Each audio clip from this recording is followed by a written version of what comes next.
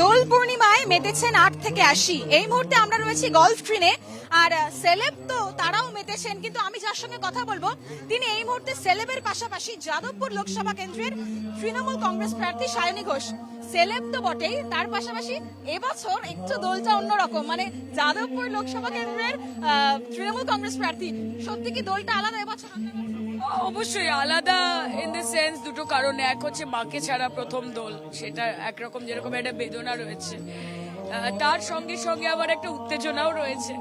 এটা একটা balancing factor, তো ইউনিভার্স ব্যালেন্স করে দেয় সবটা। আজকে গলফ গ্রিনে আমি নিজে বাসিন্দা, আমি গলফ গ্রিনে থাকি 95 নম্বর ওয়ার্ডে, এবং গলফ গ্রিন সেন্ট্রাল কোঅর্ডিনেশন কমিটির এই প্রোগ্রাম প্রত্যেক বছরই হয়। আমার নানান রকম ব্যস্ততা থাকে, চেষ্টা করি, কখনো পারি কখনো পারি না।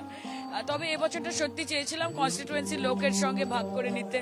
আজকে ঘরের মেয়ে বেশি, এবং অভিনেত্রী, সভানেত্রী, এগুলো তো আছে, it's a part of me, it's not the whole of me. তো আজকে গলফ গ্রিনের বাসিন্দাদের সঙ্গে গলফ গ্রিনের একজন হয়ে দোল পূর্ণিমা আমরা সবাই মিলে উদযাপন করছি।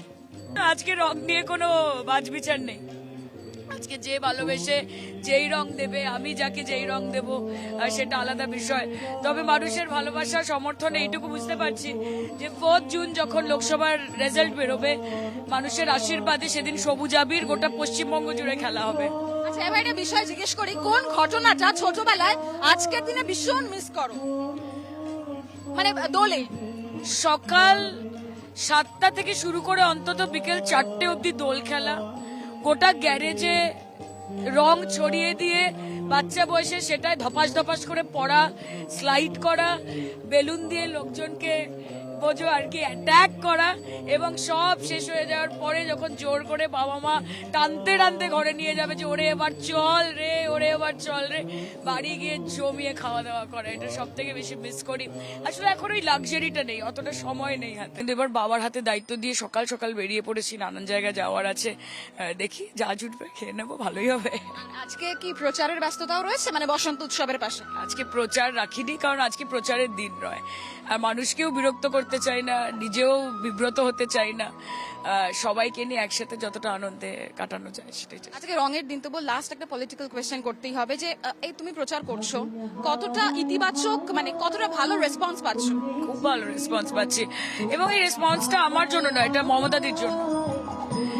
মানুষ ভালোবাসে, আমাকে চেনে, 3 বছর ধরে আমার কাজ দেখেছে, ফলত ওদের একটা বিশ্বাস আছে যে সায়নী যেটা বলে সেটা বলে না, সেটা করে। তো সেই রিফ্লেকশনটা খুব ইতিবাচক ভাবে তাদের মুখে প্রকাশ পাচ্ছে। আর অসুবিধাগুলো মোটামুটি অ্যাড্রেস করতে পেরেছো এই কদিন? এখন তো প্রথমে আইডেন্টিফাই করার কাজ, অ্যাড্রেস তো পরে হবে। আইডেন্টিফাই করার চেষ্টা করছি, 7টা বিধানসভা, নানান রকম সমস্যা রয়েছে। তবে একবার সুযোগ পেলে আমি আশা করছি যে যত তাড়াতাড়ি সম্ভব অ্যাড্রেস করতে পারবো। তোমাকে রঙিন শুভেচ্ছা, happy Holi. Happy Holi, thank you.